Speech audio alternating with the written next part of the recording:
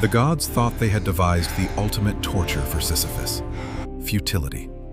A task with no end, a summit that refuses to hold. Every day the boulder, every night the descent. Most people look at this myth and see a nightmare. But if you look closer at the mechanics of the elite, you see something else. You see a man who has mastered the incline. You see a man who knows every crack in the stone, every tension in his own muscle. In the world of high finance, we call this the daily operating cadence. The boulder doesn't change, but the man does. The philosophical depth. Albert Camus famously noted that one must imagine Sisyphus happy. Why? Because his fate belongs to him. The boulder is his object.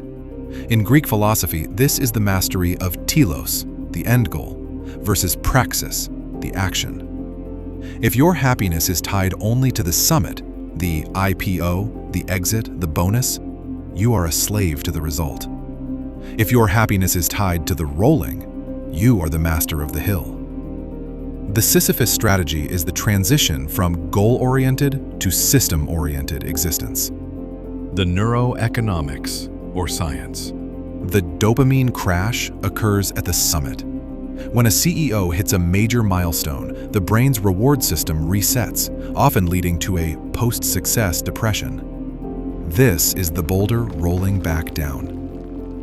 Neuroeconomically, the most sustainable leaders are those who derive micro-rewards from the process. By focusing on the incremental optimization of the push, you bypass the volatility of the summit crash. You move from a lotto brain, waiting for the win, to a flow brain, thriving in the work. The institutional echo chamber. Corporations often fail because they treat the grind as a bug rather than a feature. They seek permanent solutions to infinite problems. Compliance, audits, and market monitoring are boulders that never stay at the top. When an institution resents the boulder, they become sloppy. They look for shortcuts. They try to wedge the boulder at the top with creative accounting or aggressive shortcuts. And that is exactly when the stone slips and crushes the organization. Case studies. The cost of victory.